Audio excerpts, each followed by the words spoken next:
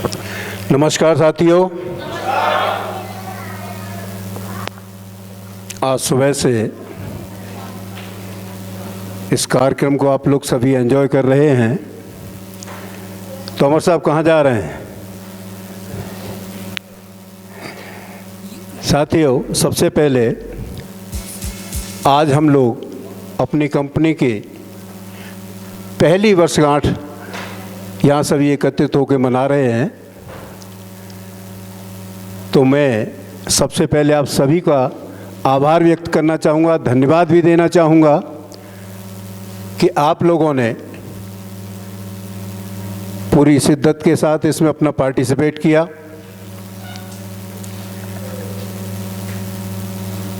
और वैसे तो मैडम ने ये कहा था कि 2 मिनट आप सुनना चाहेंगे, तो कोटा बहुत कम है, मगर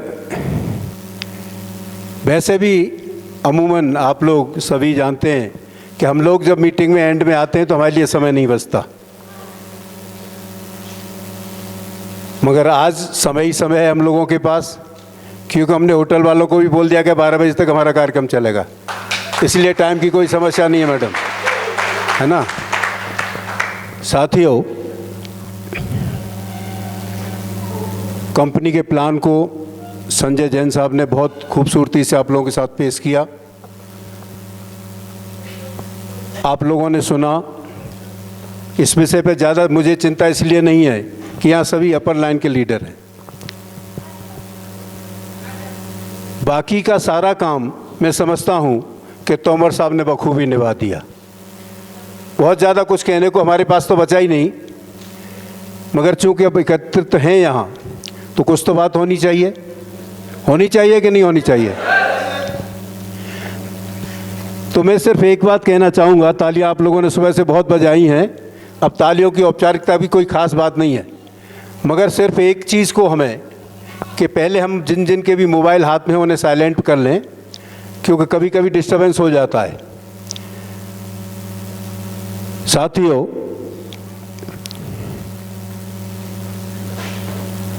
जो भी हमने सुबह से सुना जाना, और जो बेसिक हमारा मोटिव भी है कि हम सब साथी इस परिवार में जुड़े हैं, तो व्यापार करने के लिए जुड़े। सही बात है कि नहीं? और साथियों, व्यापार के अपने कुछ उसूल होते हैं, कुछ सिद्धांत होते हैं। उन सिद्धांत और एथिक्स से हटके कभी कोई व्यापार नहीं होता। वैसे भी अगर जीवन, एक सामान्य व्यक्ति के लिए हम बात करें कि अगर जीवन जीना है तो सोर्स ऑफ इनकम तो उसके पास होना ही चाहिए। बिना सोर्स ऑफ इनकम के जीवन का संचालन संभव नहीं है, या है।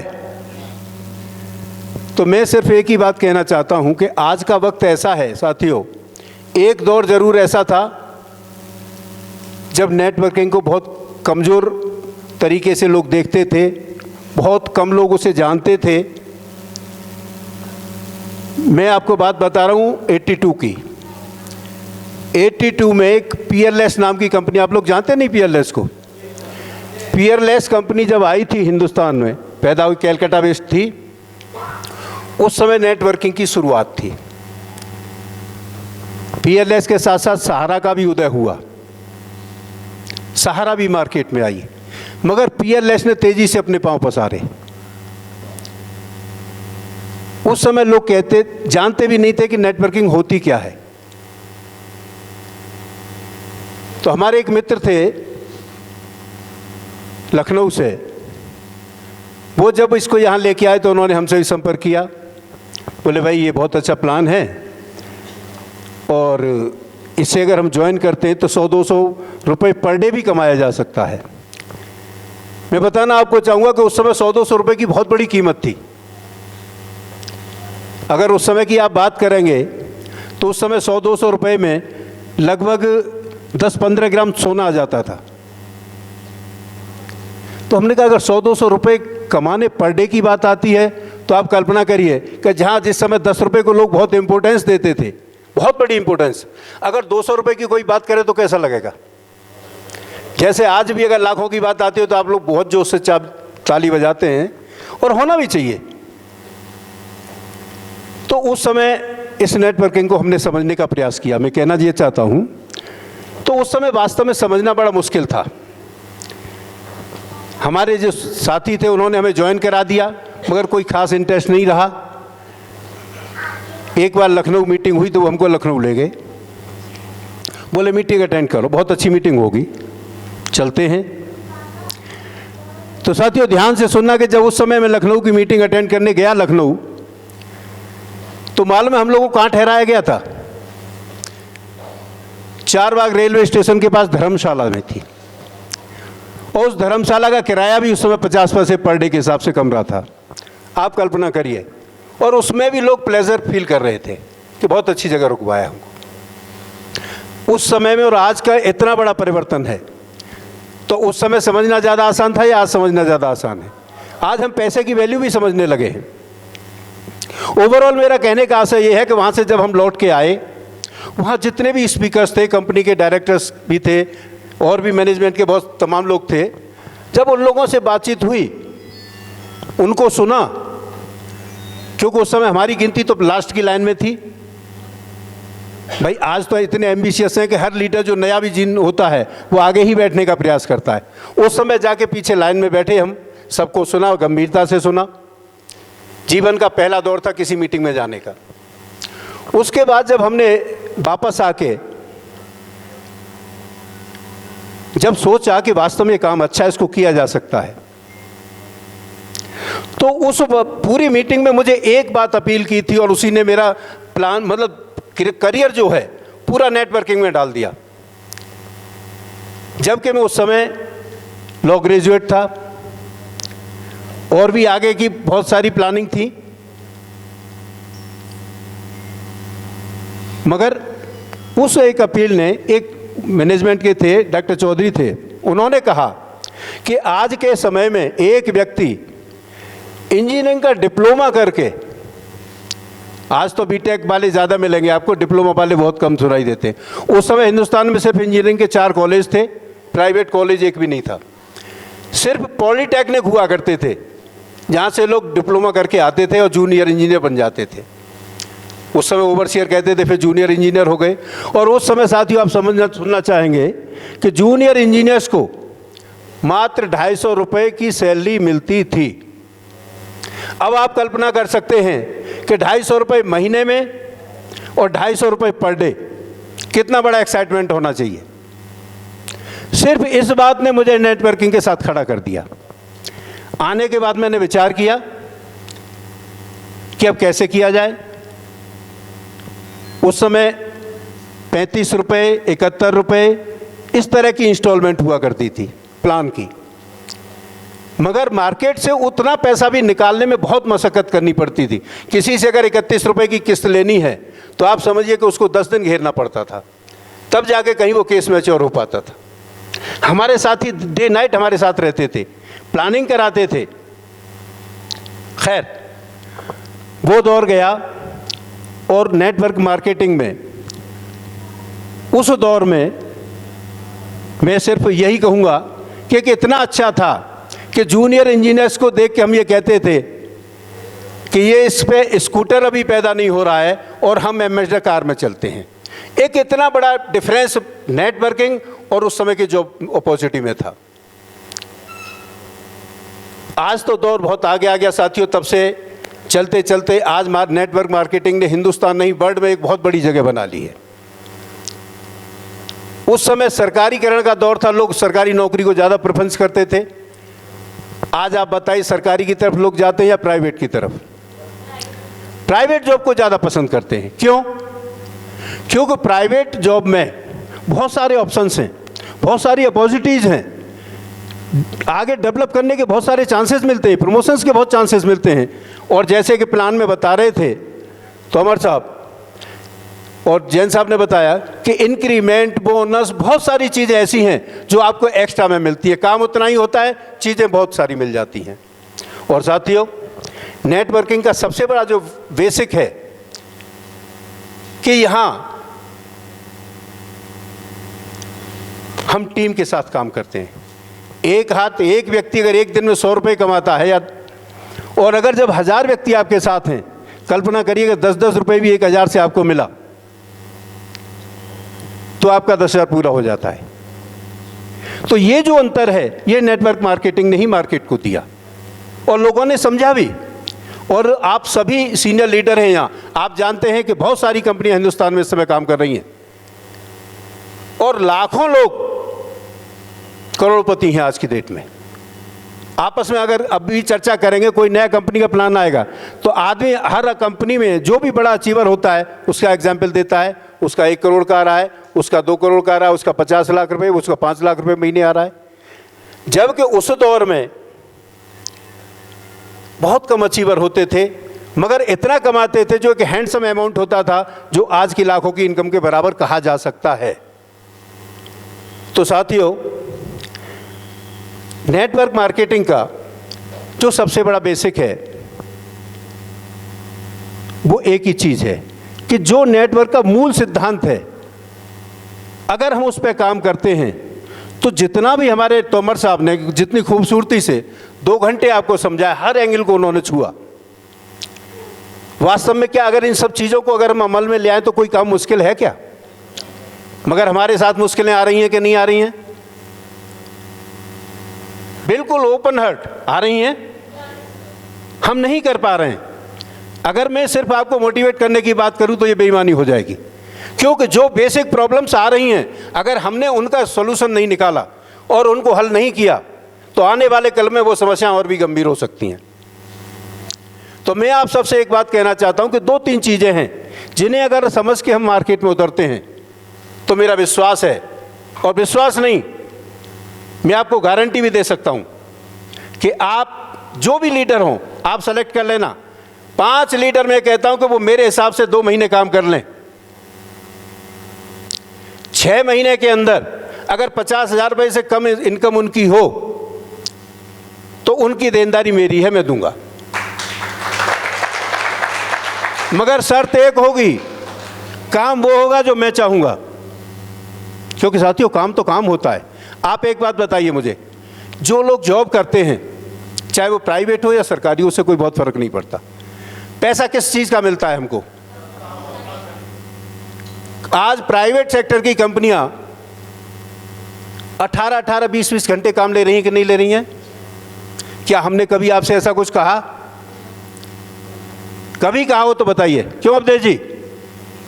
तो ईमानदारी से हमें अगर 50,000 और 1 लाख रुपए महीने की इनकम करनी है तो कितना काम करना चाहिए?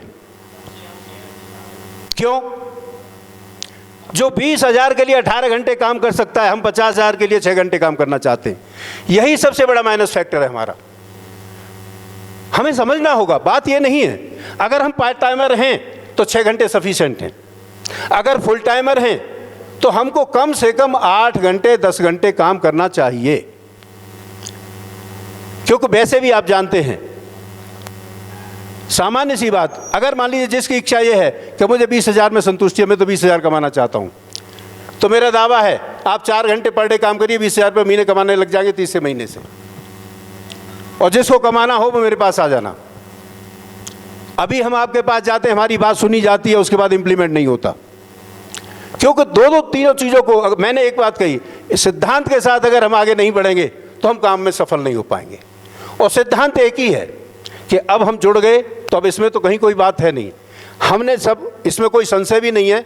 न मैं आपसे पूछना चाहूँगा कि आप कंपनी से जुड़ना चाहते हैं, कुछ कमाना चाहते हैं, कमाने के लिए ही तो हम सब लोग आए हैं।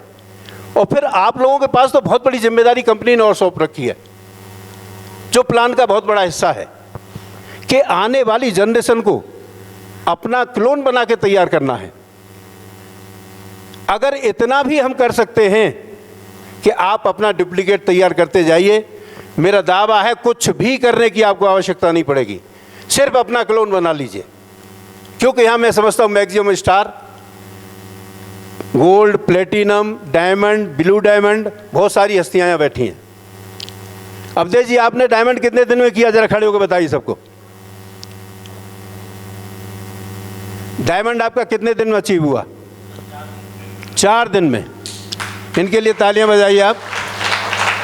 मगर अभी हम डायमंड से आगे बढ़ने में कितना समय लेंगे? डबल डायमंड भी आपका हो गया। लीजिए 5 दिन में डबल डायमंड हो गए। बैठिए प्लीज। मगर साथियों एक बात कहना चाहूंगा मैं, कभी कभी तुरंत सफलता एक दुर्घटना भी हो जाती है। यह नेटवर्क का सिद्धांत के विपरीत है। हम कर सकते हैं, अच्छा लगा, इनको भी अच्छा लगा, हमको भी अच्छा लगा। जब लखनऊ कार्यक्रम में, लखनऊ की मीटिंग में आप सब लोग थे, अधिकांश लोग होंगे, जब अवधेश जी का स्वागत हुआ, ग्रैंड सेलिब्रेशन था, वहाँ भी कितना अच्छा लगा, हमें सबको लगा। मगर ऐसी परिस्थितियों में होता क्या है कि हमारी स्पीड थम जाती है और जो स्वागत समारोह हमारा हो जाता है, क्यों कंपनी का तो नेचर है, कंपनी तो अगर जो आपने पाया है उतना अगर आपको महत्व नहीं मिला तो कंपनी को भी अच्छा नहीं लगेगा और आपको भी नहीं लगेगा कि साहब और डायमंड्स का तो इतना सेलिब्रेशन हुआ। जब है तो ये सारे कार्यक्रम तो मोटिवेशन के लिए होते हैं, जिससे आदमियों को मोटिवेट हों। तो मेरा कहने का आशय सिर्फ ये था कि हम इनके सिद्धांतों के साथ चलें। अगर हमने अर्ली सक्सेस लिया है कोई बात नहीं, मगर जो कुछ भी ब्लैंक रह गया है या जो गैप हमारे पास है उसे हमें फुलफिल करना होगा। ये हमारे लिए बहुत बड़ी जिम्मेदारी हो जाती है, उतनी ही बड़ी जिम्मेदारी हो जाती है जितनी जल्दी हमने सफलता ली। जैसे 5 दिन में इन्होंने ली, अब मेरे हिसाब से तो इन्हें कम से कम 18 घंटे पर डे काम करना चाहिए, रात को भी 11 बजे सारे लीडर से बात करके, क्योंकि इन्हें अभी इस समय की टीम की ज़रूरत है। मैं समझता हूं कि जो इनका वो है टाइटल, उसके हिसाब से एट ए टाइम इन पर कम से कम 500 लोगों की टीम होनी चाहिए, जो कि अभी नहीं बन पाई क्योंकि समय लगता है, मैं मानता हूं। मगर ये एक सबसे बड़ा फैक्टर नेटवर्क मार्केटिंग में आ गया है, नेगेटिव। और आप जवाब देने की ज़रूरत नहीं, आप अपने मन में सोचना कि जब भी कभी कारण कोई भी हो, अगर सीनियर ने पूछा तो हम कह देते सब बहुत प्रयास कर रहे हैं। अगर मान लीजिए हम अपने किसी व्यक्तिगत काम में लगे, अगर हम 4 दिन काम नहीं कर पाए या किसी 15 दिन हम काम नहीं कर पाए, सीनियर जब पूछता है तो हम बहाना बनाना शुरू कर देते हैं। बोले सर कोई सुनता ही नहीं, वो कोई मानता ही नहीं, कोई उस कंपनी का दुहाई देता है, कोई वो कंपनी की दुहाई देता है, इसका प्लान ऐसा है, सर प्रोडक्ट में इतना दम नहीं है। बहुत सारे कारण ऐसे निकल के आते हैं जिन्हें हम समझ नहीं पाते। अब हम उसे समझाने की शुरुआत हम करते हैं कि नहीं तुम ऐसी चिंता मत करो, तुम थोड़ा ऐसा करो। भाई ऐसा काम नहीं हो सकता। हम जब तक उसको ये न समझाएं, क्योंकि हमें लग रहा है कि वो बैक जा रहा है, तो सबसे पहले तो हमें उसे रोकना होगा। हमें उसकी मूल प्रॉब्लम को समझना होगा कि आखिर ये बाहर बैक क्यों भाग रहा है, क्या कारण है, और सबसे समझाना भी है। तो मैं ये कहना चाहता हूँ कि ऐसी परिस्थितियों में हमें अपने जूनियर्स के साथ बहुत ही विनम्र व्यवहार करना है, उसकी मानसिकता को समझना होगा कि आखिर ये सोच क्या रहा है, क्यों नहीं काम करना चाहता। क्योंकि कभी कभी होता है कि बहुत मोटिवेशनल परिस्थितियों में आदमी आपके साथ जुड़ गया। जैसे अगर कोई फ्रेशर यहाँ आ जाए, आज के कार्यक्रम को देखे, कल अभी रात को आपको सोने नहीं देगा, कमरे में गए मेरी आईडी पहले लगाओ, और साहब मैं कल ही बिजनेस की बात करता हूँ, कल ही वो हो सकता है कि 2 दिन में स्टार का भी अचीवमेंट कर ले, करना चाहिए, कोई बुराई नहीं है। मगर उसके साथ साथ इस प्लान के साथ, जैसे तोमर साहब बता रहे थे कि 80 साल 50 साल के बाद जब हम सेलिब्रेशन करेंगे गोल्डन जुबली, तो उस समय की परिस्थितियां क्या होंगी, वास्तविकता है। आप किसी भी कंपनी का उठा के देखिए जिसका इतिहास इतना बन चुका है। 50 साल की तो खैर अभी कोई कंपनी नहीं हो पाई है, एक PLS और उनको छोड़ दें तो बाकी जो आज नेटवर्क और डायरेक्ट सेलिंग में जितनी भी कंपनियां हैं, मैं ROI या उन तरह की बात, कंपनियों की बात नहीं करूंगा, तो उन कंपनियों के पास आज करोड़ों कमाने वाले व्यक्ति हैं, इसलिए हैं कि उन्होंने इतने लंबे समय काम किया। तो हम एक तुरंत सफलता के लिए काम न करके हम अपने जूनियर को एक ही एडवाइस करें कि ये टाइटल अचीव करो जिससे कि तुम्हारे पे आउट्स आना शुरू हो जाए, एक अच्छा लेवल तुमको मिले। क्योंकि देखिए जो सबसे हमारा अट्रैक्शन पॉइंट कहे अगर प्लान में या जो भी है 21% का है, आप सभी लोग मानते हैं कि नहीं मानते?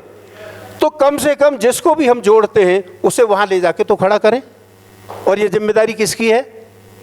हमारी है। मगर हम क्या करते हैं कि उसको प्लान समझाया और उससे कह दिया कि बस अब तुम फटाफट बिजनेस करो और लोगों को जोड़ो। तो ये बताइए बिजनेस करेगा कैसे वो? ये मूल सिद्धांत है कि जब तक उसे हमारी कंपनी के बारे में नॉलेज होनी चाहिए, उसको प्रोडक्ट के बारे में नॉलेज होनी चाहिए, और बहुत सारे कॉम्प्लिकेशंस, बहुत सारी कंडीशंस जो मार्केटिंग की हैं वो भी हमें समझानी होगी उसे कि देखो इस तरह की परिस्थितियां भी आपके सामने आ सकती हैं। क्योंकि नया नया बंदा जब भी कभी जुड़ता है और वो प्लान लेके किसी के पास गया, उन्हीं अरे तुम उसे समझाने की कोशिश की, बोले अरे यार छोड़ो, इतनी तो बहुत सारी कंपनियां मेरे पास आ गई हैं, क्या है तुम्हारा प्लान बताओ। उसने बताना शुरू किया, भले ही उसने आपके प्लान को नहीं समझा, मगर उसने अपने प्लान की दुहाई देना आपसे शुरू कर दिया और वो जूनियर बेचारा रिप्लाई नहीं कर पाता। तो उस समय हमारी जिम्मेदारी ये बनती है कि जिस व्यक्ति को हमने अपने साथ जोड़ा है, हम उसको जस्ट लाइक जैसे किसी बच्चे को हम उंगली पकड़ के चलना सिखाते हैं, ठीक उसी तरह हमें अपने जूनियर टीम के उस मेंबर को, जैसे हमने रिसेंटली ज्वाइन कराया है, उंगली पकड़ के हमें तब तक उसके साथ चलना होगा जब तक कि वो अपने पैरों पर खुद दौड़ने न लग जाए। और जिस दिन वो अपने पैरों पर दौड़ने लग गया, फिर आपको उसकी उंगली पकड़ने की आवश्यकता नहीं होगी। तो इन सब में बेसिक चीज़ें दो ही तीन हैं। एक तो हमें प्रोडक्टिव नॉलेज उसको प्रॉपर दें, बार बार हम प्लान करें। किसी भी मीटिंग में आप जाइए, अच्छा आप एक बात बताइए, आज हम सेलिब्रेशन कर रहे थे यहाँ एनिवर्सरी, आप सभी सीनियर लीडर थे, फिर हमने प्लान क्यों आपको दिखवाया? क्या आप प्लान जानते नहीं हैं? कोई ऐसा लीडर है जो प्लान नहीं जानता? क्या वास्तव में आवश्यकता थी आज प्लान की? मगर मैं आज आपसे कह रहा हूं कि प्लान की हमेशा आवश्यकता रहेगी। आप इसे भूल जाइए कि प्लान की आवश्यकता नहीं है। अगर हम 4 लोगों की मीटिंग करते हैं तो भी प्लान देंगे, 100 की करते हैं तब भी हमें प्लान देना चाहिए, प्रोडक्ट पे भी हमें डिस्कस करना चाहिए, देन मार्केटिंग पर आना चाहिए। क्योंकि जब 2 चीज़ों को व्यक्ति समझ लेगा तो मार्केटिंग के बेसिक्स को जान लेगा। अर्ली अचीवमेंट की जो शुरुआती दौर के अचीवमेंट हैं, उन्हें व्यक्ति परिवार, घर और मित्रों से कर सकता है, उसमें बहुत ज़्यादा आगे जाने की आवश्यकता नहीं होती। मगर उससे आगे जब उसे जाना है तो उसे अपनी टीम को बिल्डअप करना होता है। और टीम बिल्डअप के लिए कई चीज़ें हैं जो हम अपनी टीम के साथ, हो सकता है कोई लीडर करते हो, मैं नहीं कह सकता। सबसे बड़ी कमजोरी हमारी क्या है कि हम आज तक, मैं हर मीटिंग में कहता हूं आप लोगों से, आज तक हम लोगों के हाथ में डायरी नहीं आ रही है। कितने हमारे सीनियर हैं यहाँ जितने जिनके पास डायरी है? 1 सज्जन है, 2, 3, 4। अब आप बताइए मुझे, जब डायरी हमारे पास नहीं है, नोटपैड हमारे पास नहीं है, तो आज की मीटिंग में क्या हुआ मुझे बता सकते हैं आप? सिर्फ हम हेड बता सकते हैं, उन्होंने ये कहा था, उन्होंने ये कहा था, उन्होंने ये कहा। बहुत सारी चीज़ें मिस हो जाती हैं। जबकि उस डायरी की हो सकता है कि आज आपको आवश्यकता नहीं है, मगर उस व्यक्ति को आवश्यकता है जो आज आपने ज्वाइन कराया है। अगर उसे हम डायरी रखना नहीं सिखाएंगे, उसके साथ प्लान हम करें तो कागज़ पे करिए, उसे समझाइए कि तुम्हें अगर टीम बनानी है तो टीम के लिए पर डे 4 नाम लिखना शुरू करो। अगर आज आप अभी यहाँ से, ये कुफरी आपका घर है, आपसे कह दिया जाए कि भाई 4 आदमी आपको कल मिलना है, आप कोई प्लान मत करिए और सुबह घर से लंच करके निकल जाइए, नाश्ता करके निकल जाइए, आपको 4 आदमी मिल जाएंगे? कहाँ जाएंगे आप? क्योंकि आपने कोई प्लान ही नहीं किया है। अब बाहर निकलने के बाद सोचेंगे कि अब देखिए फ़ोन करते हैं, किसी को फ़ोन किया, बोले भाई हम आपसे मिलना चाहते हैं, बोले सर मैं तो यहाँ से शिमला निकल गया। अक्सर ऐसा होता है बत्रा साहब का, नहीं होता है? जूनियर से होता है। अगर आपने पहले से अपॉइंटमेंट फिक्स कर लिया उस आदमी के साथ कि भाई इस तरह से है, मैं आपसे मिलना चाहता हूँ, अगर उसने कह दिया ठीक है आप 9 बजे आ जाइए, अगर 4 लोगों से आपने अपॉइंटमेंट फिक्स कर लिया और 4 लोगों के पास उसको भेज दिया तो 4 घंटे काम हुआ। मगर आप निश्चित मान लीजिए कि 4 लोगों से पर डे मिलता है। 1 महीने में कितने दिन होते हैं? 30 दिन में अगर हम 5 हॉलीडेज भी निकाल दें, कितना बचा? 25 दिन अगर हम 4 घंटे काम करते हैं तो हम कितने लोगों से मिले? कितने लोगों से मिले? 100 लोगों से। तो क्या आपको लगता है कि 100 लोगों में हम 4 लोग मैच्योर नहीं कर सकते? नहीं हो पाएंगे। क्योंकि देखिए, इस मैच्योरिटी के लिए भी एक बात मैं आपसे कहना चाहता हूं कि हमें हमारे प्लान का जो पार्ट है,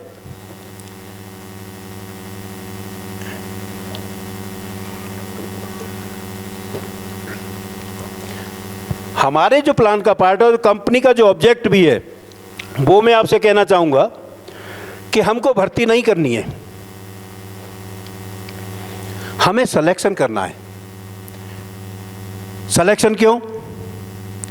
क्योंकि हम किस व्यक्ति को खोजने जा रहे हैं मार्केट में? बताएगा कोई साथी हमारे? धर्मेंद्र जी, हम किसको ढूंढने जाते हैं मार्केट में?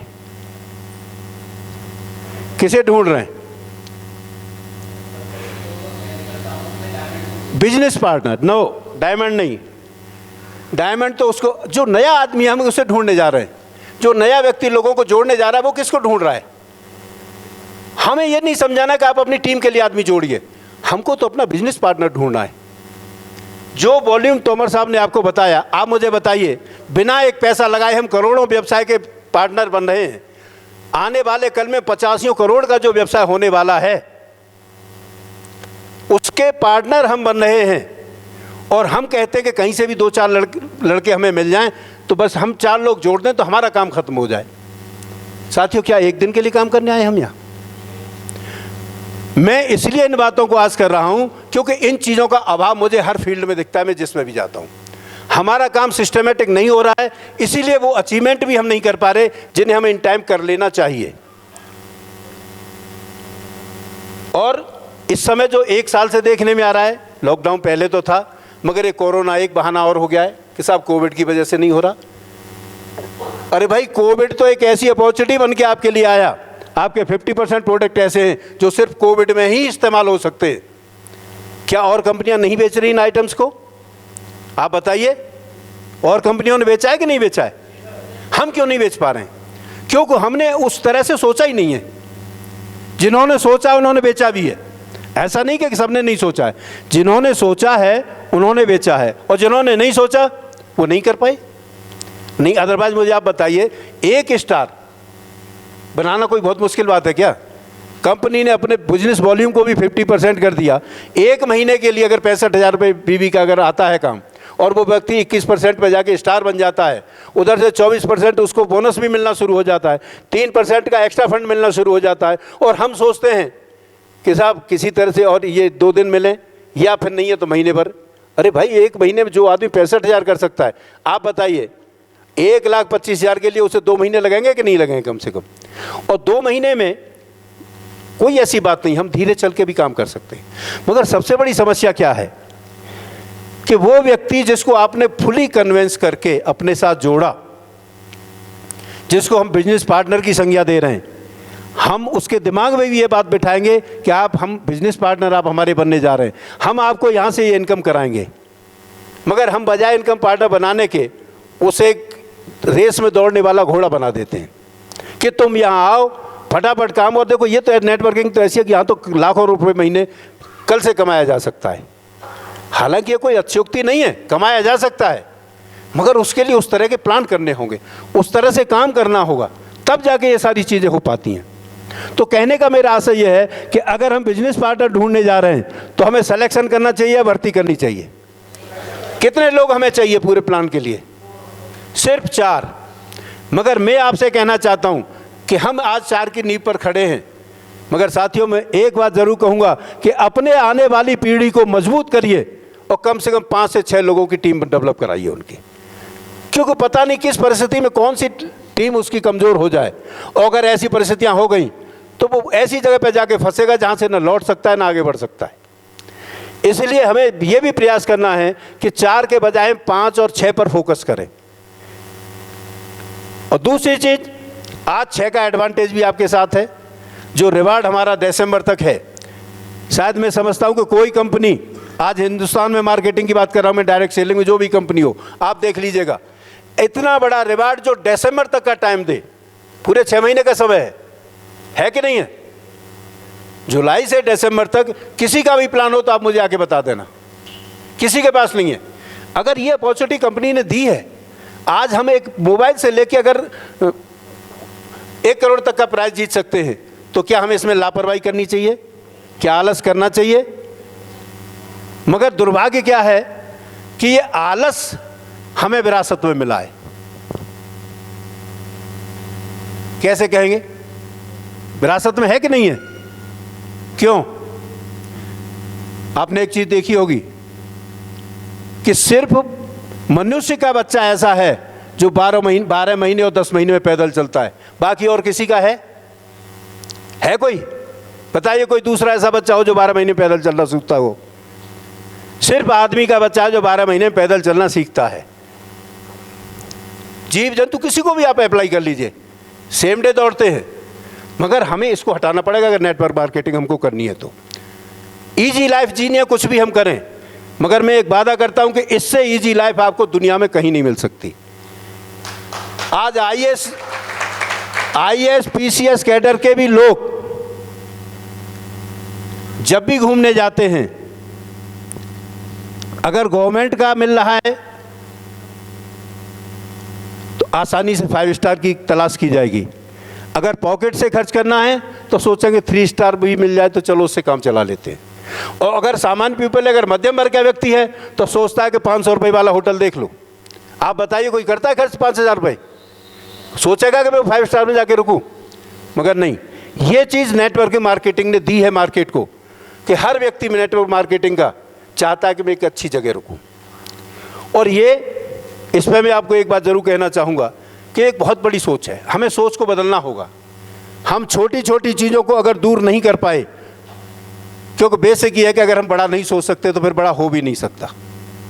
कुछ भी करिए आप, अगर कोई बड़ा करना है तो आपको बड़ा सोचना ही पड़ेगा। क्या बिना सोचे कभी दुनिया में किसी से बड़ा हुआ है? कोई कर पाया है क्या? कभी नहीं हो सकता। और ये ऐसी छोटी छोटी बातें हैं, मेरा पूरा विश्वास है कि यहाँ हर व्यक्ति जानता है, मगर हमें अप्लाई नहीं करते। जैसे जिसको हमने जोड़ा, हमने न उसको ये कहा कि तुम लिख के काम करो, तुम 4 आदमी ढूंढ के कहीं से ले आओ, प्लान हम समझा देंगे और तुम्हारा काम पूरा हो गया। ठीक है, भले ही उसको 2-4 सिटिंग आप दीजिए प्लान की, मगर ये कोई तरीका नहीं है कि हम सिखाएंगे। प्लान उसको भी सिखाओ, क्योंकि जब वो प्लान देना नहीं सीखा है वो आगे बढ़ेगा कैसे साथियों? आप बताओ, बढ़ सकता है क्या कोई बिना प्लान जाने? हम ये गलती करते हैं कि तुम 4 आदमी ढूंढ लो, हम भी रात को भागते हैं मोटरसाइकिल उठा के उसके घर पहुंच जाते हैं। तुम समझो, तुम जोड़ो, हम तुमको लाखों की पैदा कराएंगे। अरे उसको चार्ट करके बताइए ना कि लाखों की पैदा होगी कैसे, क्योंकि जब तक कागज पे कैलकुलेशन आपका नहीं आएगा तब तक आदमी की समझ नहीं आता। और कागज पर भी कैलकुलेशन कैसा होना चाहिए? जो आपके टिप्स पर हो। आज प्लान है, यहाँ सब फ्रंट लाइन के लीडर हैं, ये प्लान आपके टिप्स पर होना चाहिए। अगर आपने कागज को देखना शुरू कर दिया, आप प्लान दे रहे हैं कागज पर और आपने बीच में कहीं ब्रेक करके आपने फौरन निकाला कि हमें प्लान करियर में देखूं क्या है आने वाला, अगर इतना आपने ध्यान हटाया, सामने वाले का ध्यान दूसरी जगह चला गया। फिर आपने उसको क्या समझाया, फिर वो समझ नहीं पाता, क्योंकि उसका दिमाग तो सब्जी मंडी पहुंच गया। आप प्लान समझा रहे हो उसको, वो क्या समझ पाएगा? तो प्लान आपके टिप्स पर आना बहुत ज़रूरी है। हम कहते हैं सब प्लान हमें आता है, सब है कितना, स्टार बनते हैं, फिर प्लेट स्टार हो गया, सिल्वर हो गया, प्लेटिनम हो गया, गोल्ड हो गया और डायमंड हो गए। हो तो गया, मगर कैसे हुआ? ये सारी चीज़ें, एक एक चीज़ को हमें ब्रीफ में समझाना होता है। हर चीज़ के महत्व को समझाना होगा, तब व्यक्ति आगे बढ़ पाता है। नहीं तो ये बेसिक कमजोरी। आप बताइए, किसी बच्चे को अगर डायरेक्ट जो है 4th या 5th क्लास में एडमिशन दिला दिया जाए, आप बताइए उसकी नींव मजबूत होगी या कमज़ोर होगी? कमज़ोर होगी। वही हम करते हैं कि उसे जल्दी से जल्दी टाइटल पे फोकस कर देते हैं। मैं टाइटल का विरोधी नहीं, मैं चाहता हूं कि पर डे एक टाइटल निकले आपकी टीम से, मगर उसे सिस्टमेटिक तो कराओ। भाई एक टाइटल का बंदा बिजनेस तो खुद कर सकता है, मैं सहमत हूं और आप भी सहमत हैं इस बात से। क्या अगर हम एक बंदा हमारा इंडिविजुअल क्या टाइटल के लिए नहीं काम कर सकता? मगर वो मजबूती जो आएगी, 21% पर आ गया तो एक हैंडसम पे आउट तो उस पर आएगा। अब जब वो टीम में काम करने जाएगा तो कोई टीम का बंदा उसका 5% का होगा, कोई 9% का होगा, कोई 13% का होगा। एक लंबा गैप भी उसको जाएगा जब तक वो स्टार तक नहीं आते हैं। सहमत है आप मेरी बात से कि नहीं? तो हमें अपने साथ साथ सिद्धांत मार्केटिंग का और लीडर्स के लिए ये होता है, और मैं भी आपसे कहूँगा कि आप कभी मत ये सोचिए कि मैं डायमंड बन जाऊं। क्या सहमत है आप लोग मेरी बात से? सिर्फ एक चीज सोच लो कि मैं अपने 4 स्टार कैसे निकालूं।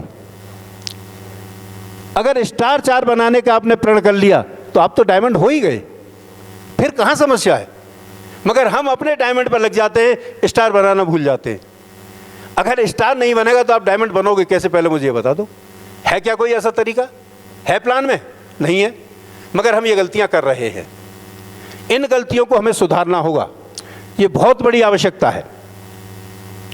बहुत अच्छा लगता है जब भी मीटिंग में हम भी जाते हैं, आप लोग भी होते हैं, आप 4 मालाएं हमें भी पहनाते हैं, हम भी 15 मिनट 20 मिनट आधा घंटे जो भी आपसे कहना है कह के निकल जाते हैं। मगर साथियों उस तरह से अक्सर मैं देखता हूं कि किसी का एक स्टार नहीं निकल पा रहा है, वो डायमंड होने से वंचित है। क्या बताइए, वास्तव में एक स्टार निकालने के लिए 6 महीने की ज़रूरत है। मगर हमारे बहुत से साथी ऐसे, आप सब जानते हैं इसलिए मैं नाम किसी का नहीं ले रहा, क्या वो इससे वंचित नहीं हुए? एक स्टार के लिए आदमी 4 महीने तक इंतजार कर रहा है। क्या विडंबना है। हम कैसे कल्पना करें कि लोगों को क्राउन और वहाँ तक ले जाना है, मगर लोग जाएंगे और आप ही लोग लेके जाओगे। मगर उसके लिए हमें अपने आप में कुछ चेंज करना होगा, हमें उनको फुली ट्रेंड करना होगा, प्लान से, company wise, product wise, sale कैसे होगी। और दूसरी एक चीज़ और मैं आज से कहना चाह रहा हूँ आपसे कि देखिए साथियों, सिद्धांत एक है कि जो दिखता है वो बिकता है, जो दिखेगा नहीं वो बिकेगा कभी नहीं। आप निश्चित मान लीजिए, आप कुछ भी ले जाके घर में रख लीजिए, आपके यहाँ कोई नहीं आने वाला, क्योंकि अगर बिना देखे कोई चीज,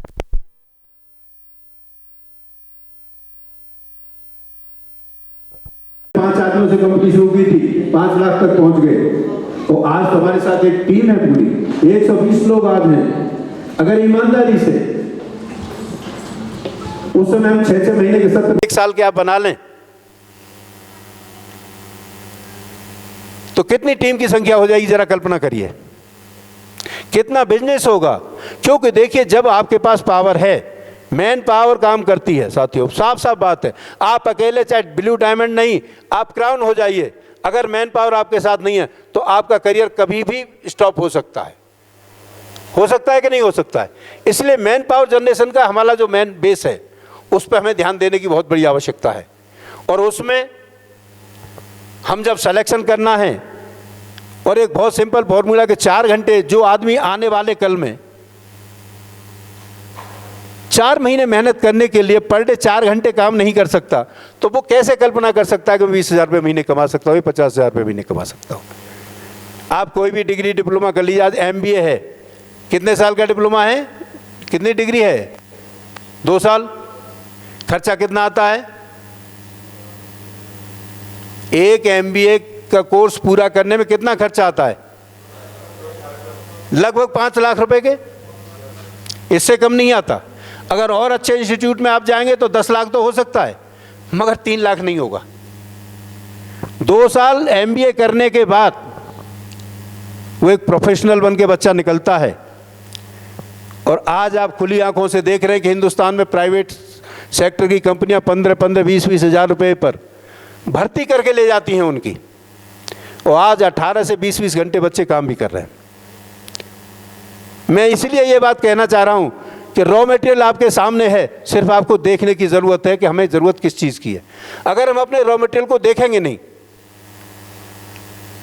तो हम कैसे उसे सेलेक्ट कर पाएंगे। हम ढूंढते हैं कि भाई तुम 4 आदमी लाओ, हमें समझाना होगा। अगर नीड जनरेट करनी है तो उसके सारे क्राइटेरिया को क्लियर करना होगा आपको। हम ये कहते हैं कि आज तुम 4 आदमी से मिले, उसे इतना मोटिवेट कर दो कि पर डे तुझे 4 आदमी से मिलना है, तेरा प्लान मैं पूरा कराऊंगा, तेरा करियर मैं तुझे दिलाऊंगा, तू मेरे हिसाब से काम कर। 4 आदमियों से पर डे मिलता है, 100 आदमियों में मेरी गारंटी है कि वो कम से कम 10 से 15 आदमी अपने साथ खड़े कर लेगा। और जिसके पास 10 आदमियों की टीम अगर हो गई तो साथियों गारंटी की बात है कि ये 1 करोड़ का प्लान कोई बहुत बड़ा प्लान नहीं है। कोई रिवार्ड इतना बड़ा नहीं हो सकता जिसे व्यक्ति ने न जीता हो। आप बताइए, अगर कोई भी प्लान है, कोई भी रिवार्ड है, किसी भी कंपनी के द्वारा है, क्या उसके अचीवर नहीं होते? जब उसके अचीवर होते तो हम क्यों नहीं? हमारे अंदर क्या कमी है? क्या हम पढ़े लिखे नहीं? क्या हम हैंडसम स्मार्ट नहीं? मगर हम उस पर ध्यान नहीं देते। तो हम अब जब तक उसकी कमजोरी को दूर नहीं करेंगे, आने वाली जनरेशन कमजोर होती चली जाएगी। आज देखा है आपने, अमिताभ बच्चन जो ऐड करते हैं कि 2 बूंद जिंदगी की, वो क्या है? काय की बूंद है? वो पोलियो की ड्रॉप है ना। क्यों पिलाते हैं? क्योंकि पोलियो हिंदुस्तान में एक बहुत बड़ी बीमारी था, उस समय इलाज नहीं था, मगर आज धीरे धीरे उसको इतना रिकवर कर लिया कि आने वाली जनरेशन पोलियोग्रस्त ना हो, इसलिए वो कंटिन्यूटी में आज भी चल रहा है। तो हमें अपनी इस पोलियो की बीमारी को दूर करना होगा साथियों। अगर ये दूर नहीं हुई तो मैं फिर आपसे कह रहा हूं कि आने वाली जनरेशन बहुत कमज़ोर हो जाएंगी, उनसे फिर हम बहुत बड़ी एक्सपेक्टेशंस नहीं कर सकते। फिर वही दिक्कत हो गई, फिर कहोगे साहब आपने वादा किया था कि हम 50,000 रुपये महीने और 1 लाख रुपये महीने कमाएंगे, हमारी इनकम 15,000 भी नहीं हो रही, हो कैसे? तो जब तक हमें वेल ट्रेंड करके अपनी टीम को खड़ा और सुसज्जित करके लगाइए। हम ऐसा कर रहे हैं कि लोग पकड़े और लड़ने के लिए भेज दिए, हमने लाठी भी उनके हाथ में नहीं दी कि तुम अपनी सुरक्षा क्या लड़ोगे किससे? अरे लड़ने जाना तो वेपन तो चाहिए ना, अगर वेपन नहीं है तो किससे लड़ाई लड़ेंगे आप? आप हार के बाहर वापस आ जाएंगे, और यही हो भी रहा है। प्रैक्टिकल आप सोचिए, कितने कितने लोगों को हमने जोड़ा है, डाटा तो हमारे पास है ना, मगर एक्टिव कितने हैं ये भी आप देख लीजिए। एक्टिव का परसेंटेज कितना है? बहुत कम है। क्या हमने उन लोगों को जोड़ने मेहनत नहीं की?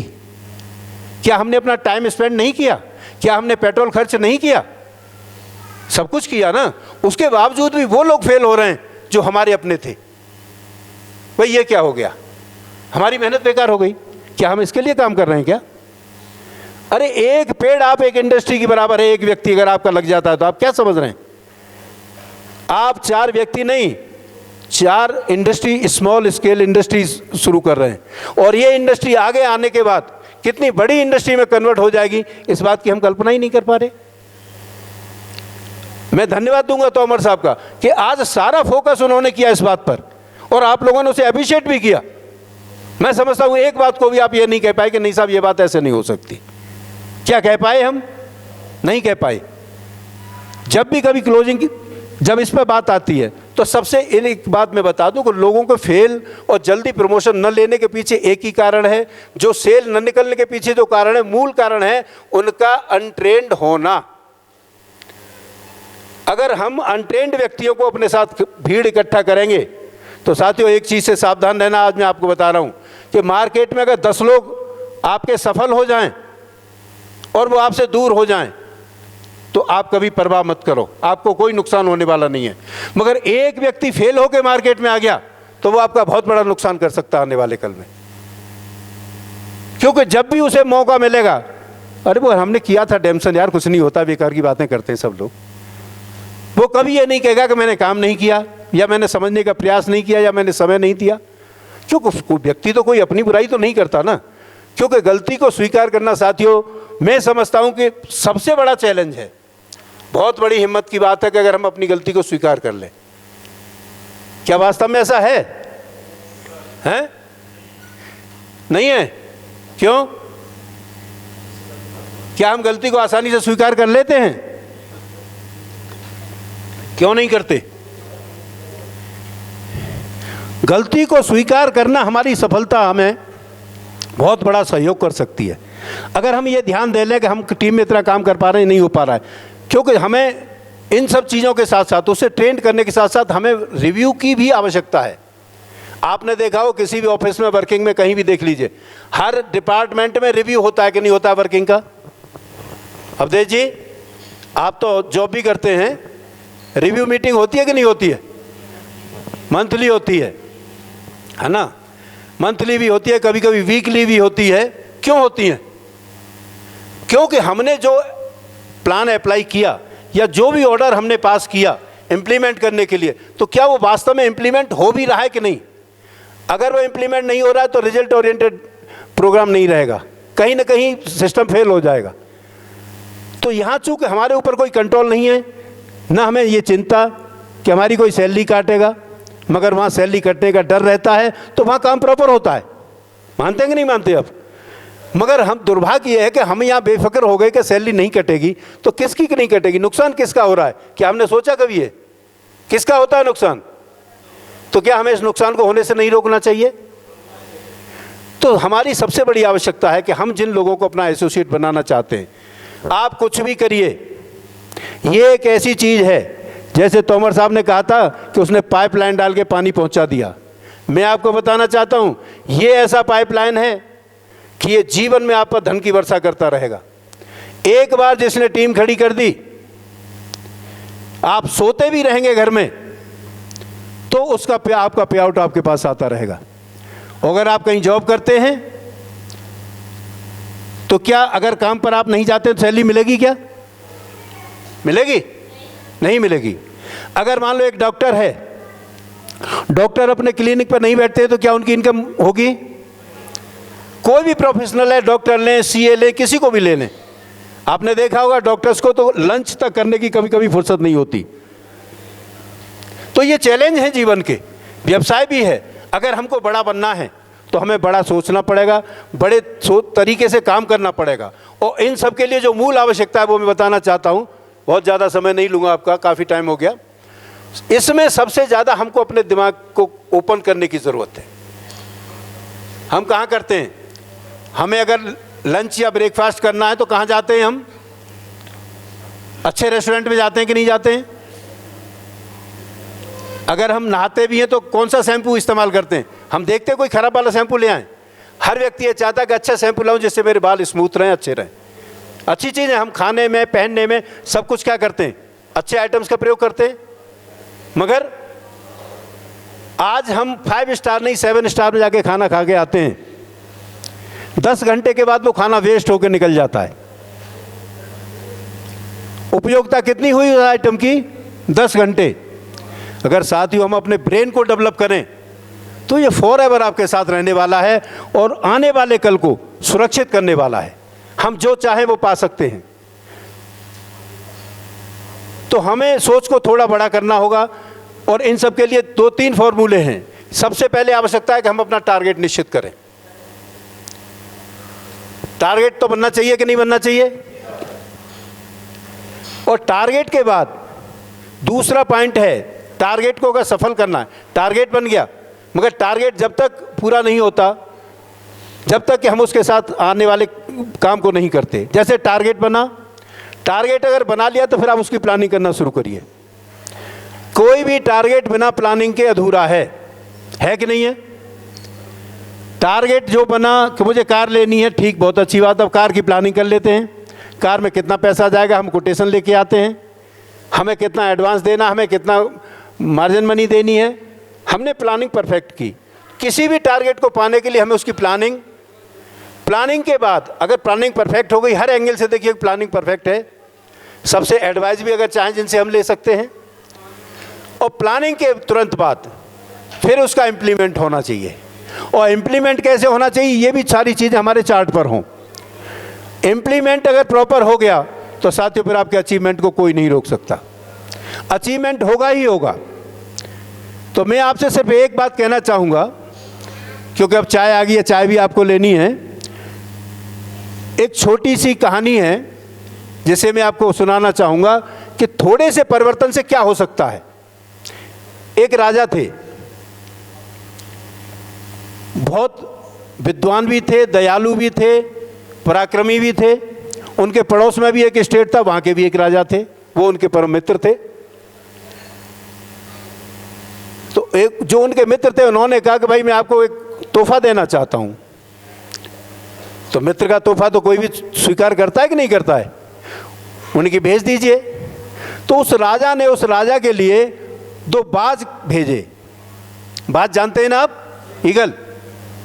2 बाज, एक पेयर भेजा बाज का कि राजा इसको देखेंगे तो खुश होंगे। वो दोनों बाज आ गए, बच्चे थे। राजा ने देखा, उन्हें बहुत पसंद आया, क्योंकि वो प्रकृति प्रेमी भी थे और फिर राजा हैं तो उन्हें तो राजा की तरह सोचना होता है। और इसीलिए मैं बार बार आपसे कहता हूँ, आप भी राजा की तरह सोचना तो शुरू करिए। तो उन्होंने क्या किया कि एक अच्छे ट्रेनर जो होते थे पशु पक्षियों के, उन्हें बुलाया कि भाई ये दोनों बाज के बच्चे, आप इनको ट्रेनिंग दीजिए। उसने कहा ठीक है साहब, उन्हें ट्रेन करिए, उड़ना सिखाइए, लड़ना सिखाइए, जो भी एक्टिविटीज़ होती हैं। तो एक बहुत अच्छा ट्रेनर दोनों को ट्रेंड करता रहा। तो एक बाज तो उनमें ऐसा रहा कि जो उड़ना अच्छा शुरू किया उसने, बहुत अच्छी उड़ान भरे, बहुत अच्छी फाइट भी करे। मतलब ओवरऑल कहना यह है मेरा कि वो एक ट्रेंड होने की दिशा में आगे बढ़ता गया। मगर दूसरा जो बाज का बच्चा था वो वहाँ से उड़े और एक डाली पर बैठ जाए, वो इधर उधर कहीं जाए नहीं। राजा ने रिव्यू किया उन्हें, भाई क्या हालत, क्या पोजीशन है हमारे दोनों बच्चों की? बोले साहब एक तो बहुत अच्छी उड़ान कर रहा है, अच्छा फ्लाइंग कर रहा है, मगर ये जो दूसरा है ये उड़ना ही नहीं चाहता। मैंने बहुत प्रयास कर लिए, राजा बोले नहीं, ये नहीं हो सकता भाई, ऐसा करो आप कोई किसी दूसरे का सहारा लो, कोई दूसरा ट्रेनर पकड़ो। तो उन्होंने एक ट्रेनर जो है खोज शुरू की। तो एक गांव का देहाती व्यक्ति था, किसान आदमी। आपको मैं एक बात बता दूं कि किसान आदमी प्रकृति के बहुत नज़दीक होता है। भले ही हम लोग टाई वाले और पढ़े लिखे लोग उनको कंजर्वेटिव मानते हैं लोगों, कुछ लोगों की ये होती है मैथोलॉजी, मगर किसान प्रकृति के बहुत नज़दीक होता है। उसको भी जानकारी मिली, उनकी राजा को ज़रूरत है। बोले बाज के बच्चे को उड़ाने की? बोले मैं सिखा दूंगा 2 दिन में। अब जब उसने सुना तो बोले कि तुम 2 दिन में सिखा दोगे? बोले हाँ बिल्कुल। बोले मैं देखूँ तो सही क्या बात है। उसको लेके आए, राजा से कहा तो राजा बोले कि 2 दिन में? भाई ये 6 महीने से मेहनत कर रहा है और तुम 2 दिन में कैसे सिखा सकते हो? बोले साहब मुझे समय दे दीजिए आप, मैं सिखाता हूँ उसे। बोले ठीक है। वो उसे जब सिखाने लगा तो उसने देखा 2-3 दिन कि ये उड़ता है और उसी डाल पर जाके बैठ जाता है, जबकि वहाँ और भी पेड़ थे। समझ गया वो किसान। दूसरे दिन जब सुबह उसे ट्रेनिंग देने आया तो अपने साथ में एक आरी लेके आया। आरी जानते हैं ना आप लोग? आरी लेके आया और आके सबसे पहले उन्होंने उसी डाल को काटा जिस पर वो बैठ के उड़ता नहीं था। अब डाली को काटने के बाद उसने आरी को रख दिया और अंदर जाके उस बाज को ले आया। अब उसने जैसे ही उसको छोड़ा, अब उसकी तो मंजिल वही थी ना, मगर वो डाली वहाँ से गायब थी। अब जब डाली गायब थी तो उसे उड़ना था, मजबूरी थी, कहाँ जाता? तो वो इधर उधर उड़ने लगा। रिजल्ट ये हुआ कि धीरे धीरे 8 से 10 दिन में उस बाज ने अच्छी उड़ान भरना शुरू कर दिया। ये जानकारी जब राजा के पास पहुंची तो उसे बड़ा ताज्जुब हुआ। बोले सर अब तो वो दूसरा बाज भी हमारा उड़ने लगा। बोले कैसे? कि अरे वो सब वो किसान लाए थे ना हम, उसने तो 2 ही दिन में उसको उड़ाना शुरू कर दिया। बोले भाई तो ऐसे आदमी से तो हम भी मिलना चाहेंगे कि तुम अच्छे ट्रेनर हो के हमारे राज्य के, तुम मुझसे नहीं उड़ा पाए और उसने 2 दिन में किसान ने, अनपढ़ गंवार ने सिखा दिया। बुलाया गया किसान को राजा के यहाँ। तो बोले भाई एक बात बताओ, हम तुम्हें बहुत इनाम देंगे, तुमने बहुत तारीफ का काम किया है, पर यह बताओ तुमने 2 दिन में उसे उड़ना सिखा कैसे दिया? बोले हुजूर ऐसी कोई बात नहीं थी, बस मैंने सिखा दिया। सीधा साधा गांव का आदमी था। उसने कहा, बोले नहीं बताना तो पड़ेगा आपको। बोले हुजूर मैंने कुछ नहीं किया, मैंने तो ये देखा कि वो एक ऐसी डाली फिक्स कर ली थी कि वहाँ बैठ के वो इतना रिलैक्स फील करता था कि वो कहीं जाना ही नहीं चाहता था। तो मैंने सबसे पहले उस डाली को काट दिया और जैसे ही वो डाली कटी उसने उड़ना शुरू कर दिया और आज वो अच्छी उड़ान भरता है। तो कहने का आशय मेरा ये है साथियों कि जो चीज़ हमको आलस देती है, जो चीज़ हमें काम करने में बाधा है, अगर हम उसे नहीं हटाएंगे तब तक लंबी उड़ान हम लोगों से नहीं करा सकते। तो हमें ठीक उसी तरह से लोगों को समझना होगा कि आखिर इनको उड़ने में दिक्कत क्यों है। ये बहुत ऐसी चीज़, अगर इसका समाधान आपने कर लिया तो वो डायमंड बनते फिर देर नहीं लगेगी, ऐसा लीडर आपको मिल जाएगा। तो सिर्फ इतना ही कहना चाहूँगा, आज चाय आपकी आ गई है कि आने वाले कल में हम अपनी इन बेसिक कमजोरियों को दूर करते हुए टीम को स्ट्रॉन्ग करें और हर महीने का टारगेट बनाएं। ये समझौते वाली बात अब नहीं चलने वाली। मैं आप सबसे कहना चाहता हूं, अगर आपकी टीम कहीं कमजोरी है, आप डेट फिक्स करिए, हम आएंगे आपके फील्ड में, चाहे वो हरियाणा है, पंजाब है, बंगाल है, बिहार है, कहीं भी हो, मगर इस कमजोरी को हमें दूर करना ही होगा। और एक चीज़ का ध्यान रखना है, जो हमारा कोई भी व्यक्ति या हमारे बहुत बड़े अचीवर्स बैठे हैं जो अब तक उसको मेंटेन नहीं कर पा रहे हैं, वो है हमारी क्लोजिंग का पार्ट। कितनी क्लोजिंग होती है हमारी? कितनी होती हैं? महीने में 2 क्लोजिंग होती हैं। क्या हम गंभीर हैं क्लोजिंग के प्रति? नहीं। हम गंभीर नहीं है तो आने वाली जनरेशन भी गंभीर नहीं हो पा रही है। अदरवाइज मैं आपको बता दूं, सहारा कंपनी बहुत बुरे दौर से गुजर रही है, मगर उसके जहां भी ऑफिस खुले हों, आज भी क्लोजिंग की डेट पे आप चले जाना, लाइन लगी मिलेगी आपको। क्योंकि ये संस्कार हमें डालने पड़ेंगे लोगों में कि चाहे तुम्हारे पास 20,000 रुपये का बिजनेस है, चाहे 5,000 रुपये का बिजनेस है, चाहे तुमने 500 रुपये का आइटम बेचा है, तुम 15 तारीख को अपना डिपॉजिट करोगे, तुम अपनी क्लोजिंग करोगे और आप ब्रांच पर बैठे होंगे। क्योंकि क्लोजिंग का अट्रैक्शन जब तक नहीं आएगा, तब तक उसका न पे आउट बनेगा, न उसे पैसा मिलेगा। और साथियों, जब पैसा नहीं मिलता तो इंटरेस्ट किसी का नहीं बनता। हर आदमी पैसे के लिए यहाँ काम करने आया है, मगर हम ये चाहते हैं कि पैसा भी मिले और काम भी न करना पड़े। तो मेरे ख्याल से ये संभव नहीं है। तो हमें इस आलस को त्यागना होगा। आप लोगों से इसीलिए कह रहा हूँ कि आपको इसे सुधार के इस चीज़ को दूर करने के लिए हमारी जिम्मेदारी है नैतिक। और हम इस चीज़ के लिए आपसे कह रहे हैं कि आपको कहाँ ज़रूरत है, रखिए, हर महीने में एक मीटिंग हम सब जगह देंगे, मगर क्लोजिंग हमको चाहिए। हमें दूसरा जो रिवार्ड के लिए है, अरे आप एक बात बताइए मुझे, 1000 बीवी का एक आदमी हम ज्वाइन नहीं करा सकते? अगर पर डे निकल जाएंगे तो 10 आदमी आप ज्वाइन कराएंगे अकेले? वो तो टीम का प्राइज है। अगर टीम को हमने इस पर प्रमोट कर दिया तो आप बताइए, कोई अगर 4 मोटरसाइकिल वाले आपने पैदा कर दिए तो आपकी कार हो गई। अगर 4 कार वाले आपने पैदा कर दिए तो आप 1 करोड़ का इनाम पाएंगे। आपने सोचा है कभी? मगर हम नहीं कर रहे उस तरह से प्लानिंग, और प्लानिंग नहीं होगी तो फिर काम नहीं होगा। इसलिए मेरा फिर आपसे निवेदन है, रिक्वेस्ट है और एडवाइस भी है कि प्लानिंग के साथ आगे बढ़ना है और दुनिया में हमें वो मंजिल पानी है जिसके लिए लोग कहते हैं। और ये जो लाइफ हम एंजॉय कर रहे हैं, ऐसा नहीं कि शिमला में या कुफरी में लोग नहीं आते, मगर वो लोग आते हैं जो अपने पॉकेट से खर्च करते हैं, यहाँ आके अपना 10 दिन एंजॉय करें, 2 दिन करें, 18 दिन करें। मगर कंपनी का जो एंजॉयमेंट है, ये मंच का जो सम्मान है, जो तोमर साहब कह रहे थे कि ये मालाएं, ये शील्ड किसके लिए हैं, इनके लिए लोग तरसते हैं। जब ये सब मान सम्मान पैसा सब कुछ हमें एक प्लेटफॉर्म से मिल रहा है, फिर हम क्यों संकोच में है भाई? अगर कोई और बात है तो आप बताइए। आज पूरा चाहे 12 बजे तक मीटिंग चलेगी, आप लोग की बातों का समाधान होगा। कंपनी अपने पार्ट पर कहीं कमजोर है तो आप बताइए। और मैं एक बात और आपको ध्यान दिलाना चाहता हूँ, शायद हो सकता है जैसे हनुमान जी अपनी ताकत भूल गए थे, मुझे लगता है कि आप लोग भी भूल गए हो। आपको अंदाजा नहीं है, ताली नहीं, मैं आपको बताना चाहता हूं कि ये कंपनी जो है, जो बिजनेस करती है, उसका कितने % के हिस्सेदार हैं आप लोग? आप लोगों में कितना बढ़ता है उसका? अवधेश जी बताइए। आप भाई डबल डायमंड है हमारे। टोटल डिस्ट्रीब्यूशन बिजनेस का कितना होता है आप लोगों में? कितना सुना आप सबने? कितना बचा? उसको कौन लेता है? हैं? फ्रेंचाइजी को उसमें से जाता है, कुछ तो कंपनी को भी बचता है ना। मगर आप ये बताओ, चलिए हम सबको छोड़ दें 70% को, बड़ा पार्टनर कौन है कंपनी का? फिर क्यों कान्हू जी की कंपनी मानते हो आप? कान्हू जी ने तो एक सिस्टम दिया है आपको, इतने बड़े पार्टनर बनाने का ऑफर आपको दिया है कि 100 रुपए में से 82 रुपए आपके बीच में बट रहे हैं, फिर भी कहते हैं कि साहब मैनेजमेंट ये कर रहा है। मैनेजमेंट ज़्यादा रेस्पॉन्सिबल है। रेस्पॉन्सिबल आपको होना चाहिए, मैनेजमेंट को होना चाहिए। तो मैनेजमेंट तो 24 आवर्स आपके काम के लिए रेडी है। आप 12 बजे भी कॉल करते हैं तो हम उठाते हैं। बताओ ठीक है, तुम बिहार से फ़ोन करते हो रात को, चाहे कितने भी बजे करो, क्या फ़ोन उठता है कि नहीं उठता है? मगर हम ये जानते हैं कि अगर इतना सिंसियर हम हो जाएं, क्योंकि हमारा कोई फील्ड में से व्यक्ति अगर फ़ोन कर रहा है, अगर वो 12 बजे भी कर रहा है, तो इसका मतलब उसकी कोई ज़रूरत है। अगर उसने हमको याद किया तो इसका मतलब क्या है कि उसकी ज़रूरत है। और अगर हम ज़रूरत में उसके में खड़े नहीं हुए तो फिर हमारे होने का मतलब क्या रहता है?